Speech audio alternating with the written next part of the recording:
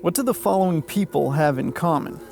The head of the crematorium at Auschwitz, the man responsible for destroying evidence of Nazi atrocities, an SS doctor who revenge murdered other SS soldiers, the man who coordinated biological experiments on concentration camp prisoners, a Nazi who was credited with 17,256 murders, and another who was unapologetically responsible for over 90,000.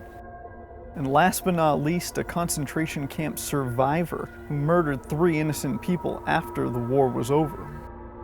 The answer to that question is that those 7, as well as a couple hundred other terrible men, are all buried right here in this one graveyard. This video is a little bit heavy. This plot, Spottinger Cemetery at St. Ulrichs Church in Landsberg, Germany, may very well be the most evil graveyard on Earth. It holds the remains of not Hitler's inner circle, but his henchmen, his Aryan muscle. These were the devoted followers of his ideology, who not only spouted the rhetoric, but turned it into a nightmare that was the Holocaust. They took their orders and got creative with it, developing novel methods of inflicting pain and exterminating life. Hundreds of them would be hunted down at the end of the war, put on trial, found guilty, and dropped into a pine box and ended up right here. St. Ulrichs is situated right next to the infamous Landsberg Prison. Landsberg is where the young Adolf and his best friends were sent after their failed beer hall putsch in 1923, their attempt at a coup d'etat by their fledgling Nazi party. Arrested and charged with treason, Hitler, his right-hand man Rudolf Hess, and a number of other party members who would become the inner circle were sentenced to 5 years in prison here at Landsberg. It would be during that time that Hitler would write Mein Kampf, which would go on to establish the political ideology of his Nationalist Socialist Party. The prison was only about a decade old when Hitler and his cronies became residents. It was considered fairly comfortable for a prison, and Hitler's quarters were, for lack of a better word, spacious. They also appeared to have plenty of access to lederhosen. This place essentially condensed all of the purest Nazi ideology down into a Bible in the form of Mein Kampf, and upon their release, spurred his small group of traitors into a full-blown league of zealots.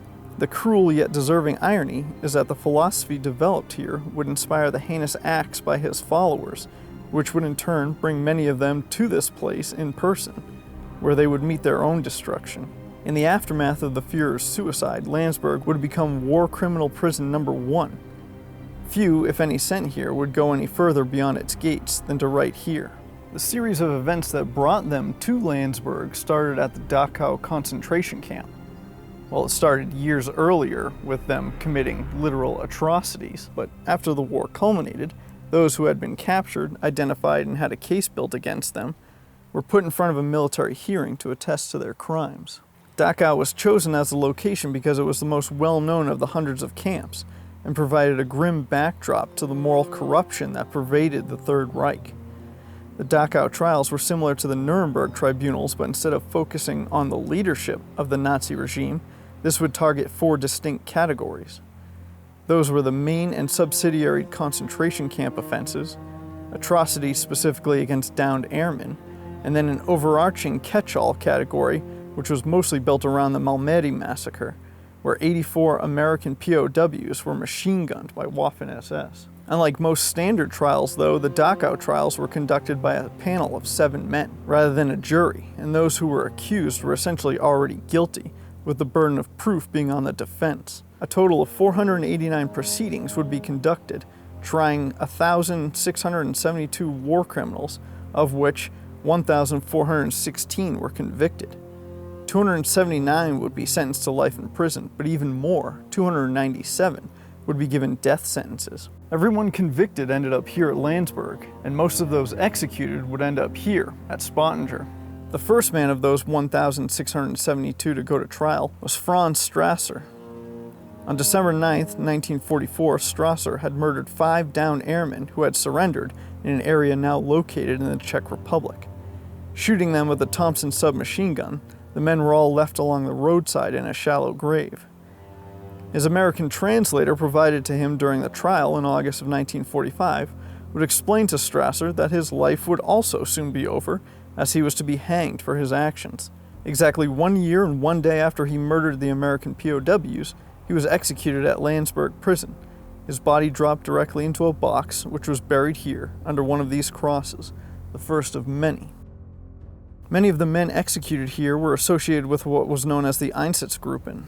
These were the mobile death squads that crisscrossed Europe, administering Hitler's final solution to the, quote, Jewish question. Any territory seized by the Third Reich would immediately have these groups deployed in order to remove any so-called undesirable populations. At first, they were essentially mass shootings, but the logistical cost of that much ammunition was seen as a waste, and specially built mobile gas vans were built to expedite killing hundreds of thousands of civilians in order to free up the living space Hitler said the Germans deserved.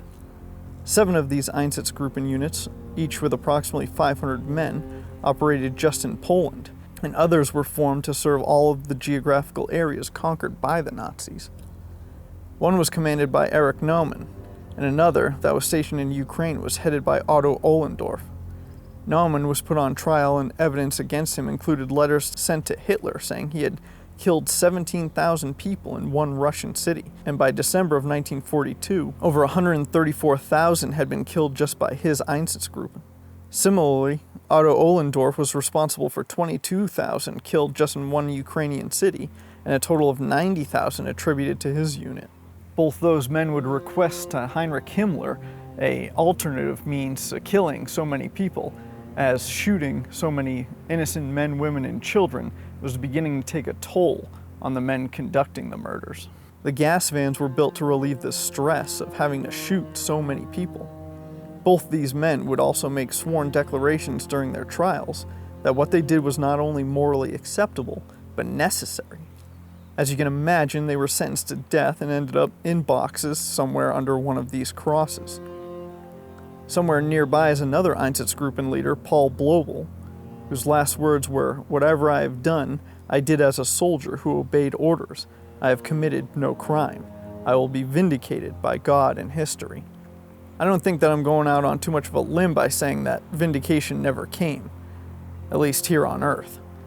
It would seem that the men chosen to take charge of the Einsatzgruppen were zealots when it came to the ideology. Besides a laundry list of commandants and camp senior leadership, a few doctors managed to get themselves hanged as well. Doctors Joachim Merkrowski, Wolfram Sievers, and Valdemar Hoven tested biological warfare agents, poisoned bullets, used exposure to kill people, and also used prisoners' bodies as a way to prove Nazi ideology of the human form.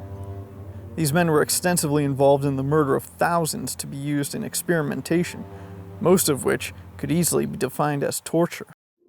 Military Tribunal 1 sentences you, Joachim Peiper, to death by hanging, and may God have mercy upon your soul.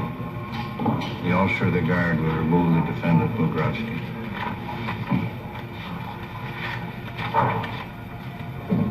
Military Tribunal 1 sentences you, Wolfram Sievers, to death by hanging, and may God have mercy upon your soul.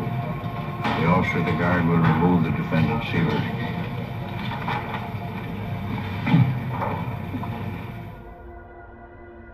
Otto Moll might be one of the most brutal men to end up here.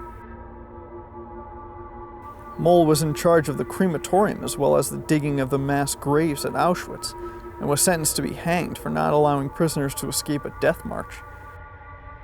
He was considered one of the most sadistic and evil men at Auschwitz, personally taking part in the killing of women and children, and having a particular penchant for killing babies. Deservedly, he was hanged here at Landsberg, and found himself in a box buried with his fellow despicable peers. Those few hundred men sentenced to death only spent at most a few months here at Landsberg. Over just several years, there was a steady stream of trials, convictions, and executions. Those awaiting trial knew that there was an 80% conviction rate, and of the 80% convicted, 40% would either be sentenced to life in prison or to death. It was only a matter of time, really.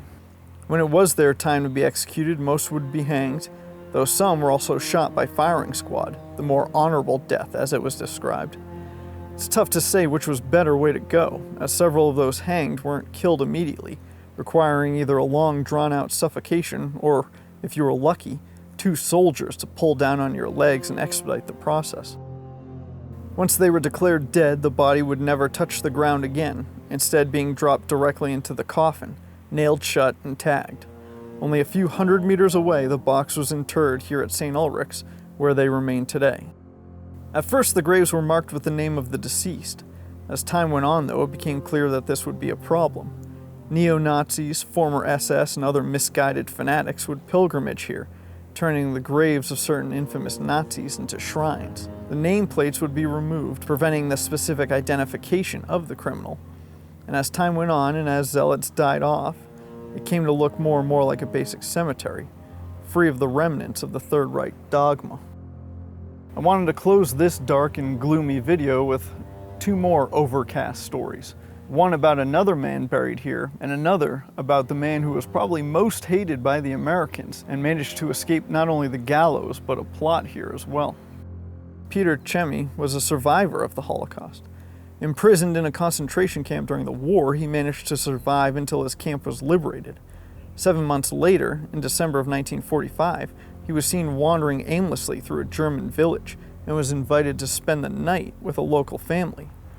Once they had fallen asleep, Chemy took a hatchet and murdered the husband, wife, and daughter in their beds. Arrested by U.S. military police shortly thereafter, he would fall under United States jurisdiction and martial law. Sentenced to death, he was executed by firing squad at Landsberg and buried with the hundreds of war criminals who had made his life a nightmare for years. The man who escaped a plot here was Joachim Peiper.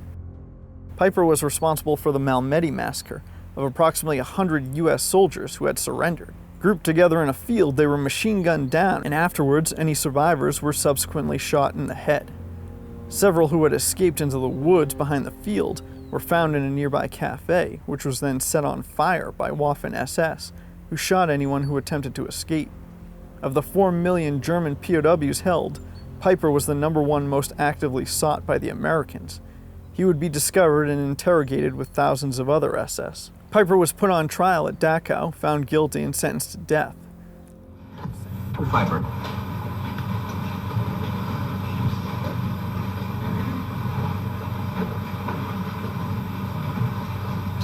The court in closed session, at least 2/3 of the members present at the time the vote was taken concurring, sentences you to death by hanging.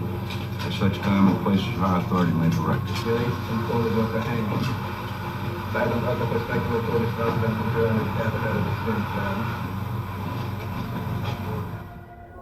He was sent here to Landsberg, but outside the prison, former SS and Third Reich leaders who had not been associated with the atrocities were actively attempting to save some of the condemned men, including Peiper. Over several years, his death sentence was commuted to life imprisonment, and then 35 years. In December of 1956, he was shocked to find out he was being released, the lobbying for him having found that his conviction and trial proceedings had been improper and legally irregular, resulting in his parole. He would spend another 20 years attempting to live a normal life, and having great difficulty as a renowned war criminal.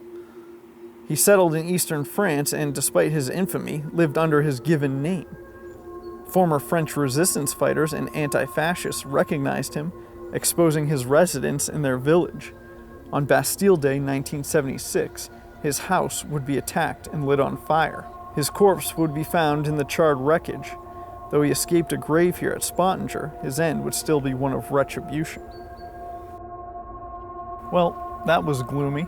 And that's the thing about history, is that sometimes it is very, very ugly. This graveyard contains some of the most heinous men in recent history. And despite being so unpleasant, the history should be remembered. Not the men so much, but what we humans are capable of when we're at our absolute worst.